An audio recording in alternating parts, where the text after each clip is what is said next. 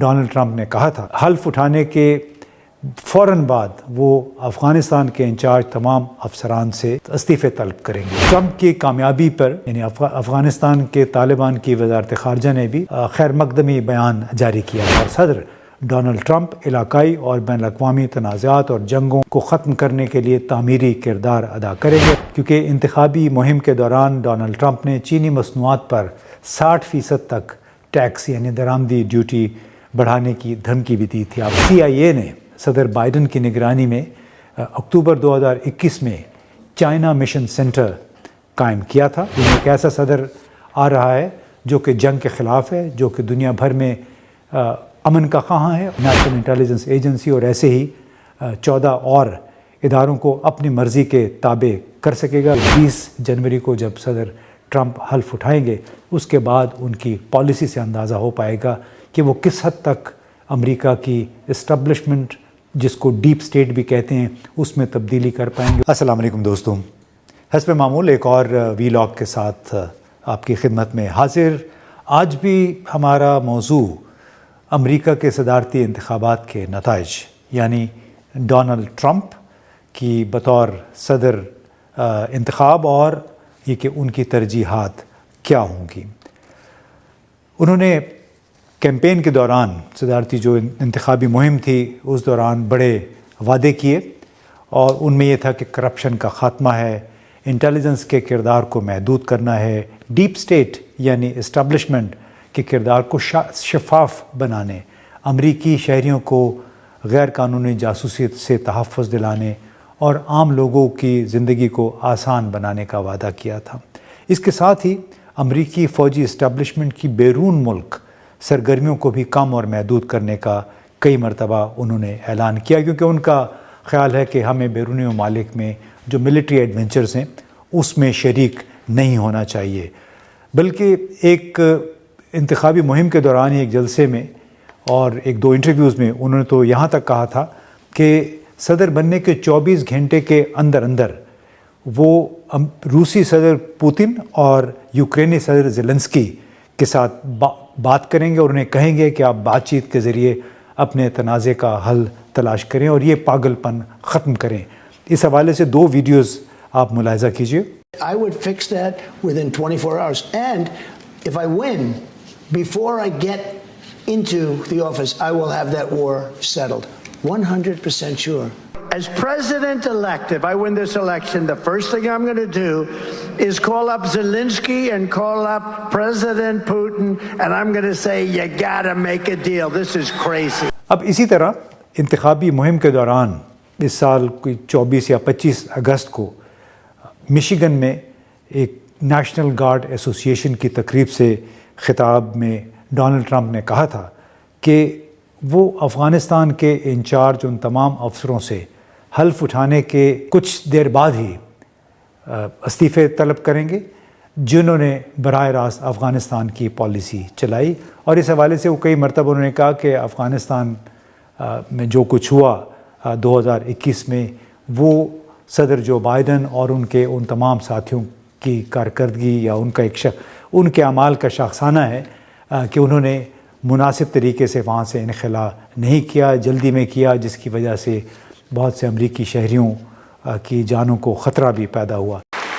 We'll get the resignations of every single senior official who touched the Afghanistan calamity to be on my desk at noon on Inauguration Day. You know, you have to fire people. You have to fire people when they do a bad job. We never fire anybody.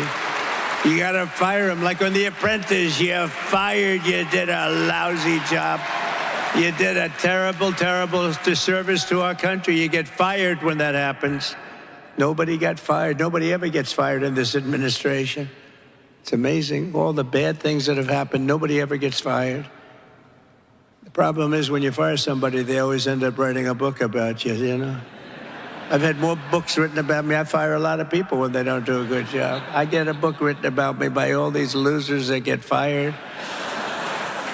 تو بنیادی طور پہ انہوں نے یہ کہا کہ حلف اٹھانے کے فوراً بعد وہ افغانستان کے انچارج تمام افسران سے استعفے طلب کریں گے۔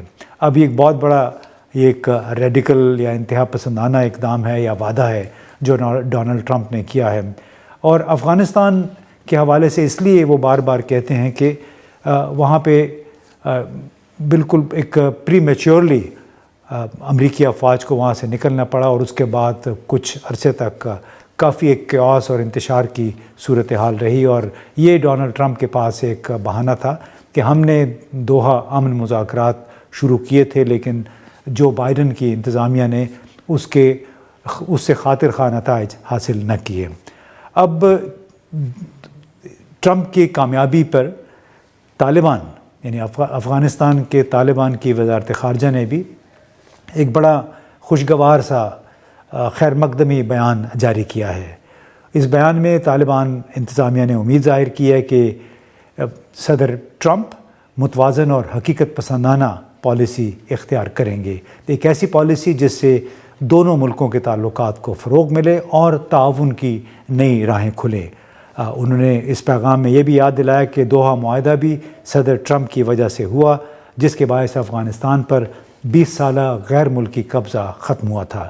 طالبان حکومت نے یہ امید بھی ظاہر کی ہے کہ بطور صدر ڈونلڈ ٹرمپ علاقائی اور بین الاقوامی تنازعات اور جنگوں کو ختم کرنے کے لیے تعمیری کردار ادا کریں گے، خاص طور پر غزہ، فلسطین اور لبنان کے خلاف جاری جارحیت اور ظلم کا سلسلہ بند کرنے میں ٹرمپ اہم اور مؤثر کردار ادا کریں گے۔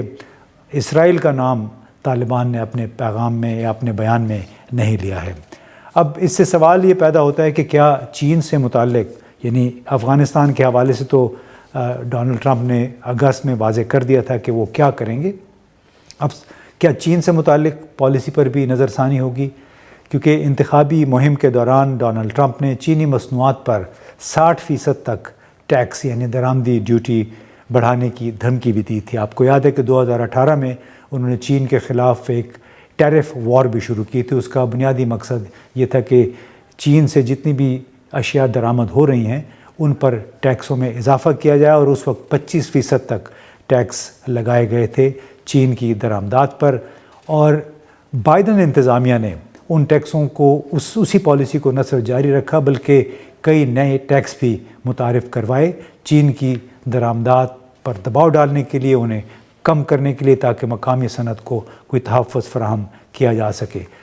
اب سوال یہ ہے کہ کیا ڈونلڈ ٹرمپ چین کے حوالے سے 2018 کی اپنی جارحانہ پالیسی جاری رکھیں گے جو کہ بائیڈن نے بھی جاری رکھی تھی، یا پھر اس پالیسی میں کوئی اعتدال آئے گا، خاص طور پہ اس وقت جو حالات بنے ہوئے ہیں دنیا بھر میں تنازعات کی وجہ سے اقتصادی صورتحال بھی براہ راست متاثر ہو رہی ہے دنیا بھر میں۔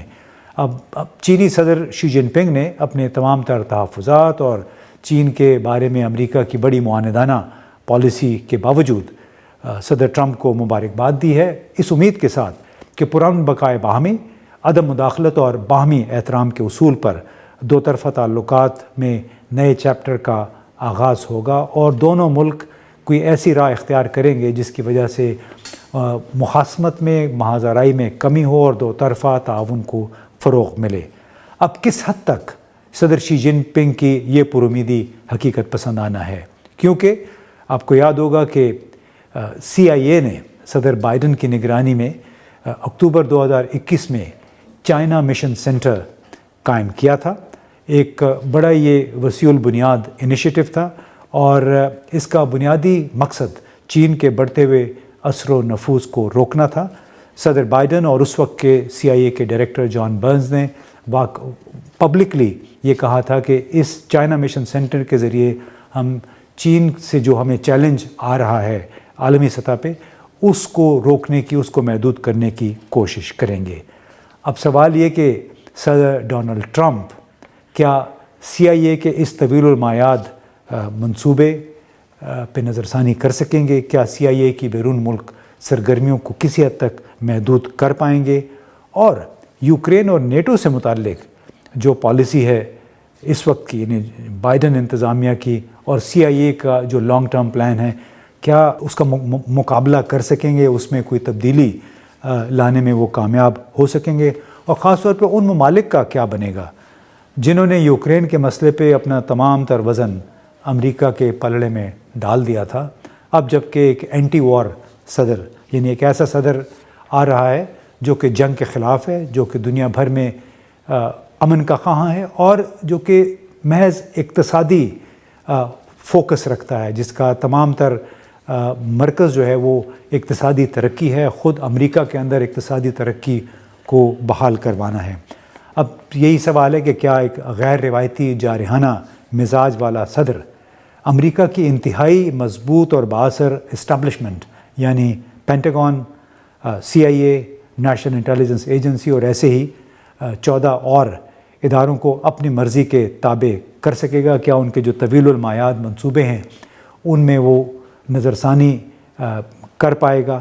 کیا دفاعی ساز و سامان تیار کرنے والی صنعتیں جنہیں ملٹری انڈسٹریل کمپلیکس کا حصہ کہا جاتا ہے وہ ٹرمپ کے جنگ مخالف اور دوسرے ملکوں میں عدم مداخلت کی پالیسی کو ہضم کر پائے گی؟ اس کا جواب آنے والے دنوں میں، اور خاص طور پہ 20 جنوری کو جب صدر ٹرمپ حلف اٹھائیں گے اس کے بعد ان کی پالیسی سے اندازہ ہو پائے گا کہ وہ کس حد تک امریکہ کی اسٹیبلشمنٹ، جس کو ڈیپ سٹیٹ بھی کہتے ہیں، اس میں تبدیلی کر پائیں گے، اور اس کا اثر چین، پاکستان، افغانستان، یوکرین جیسے ممالک پہ کیا پڑے گا۔ بہت بہت شکریہ۔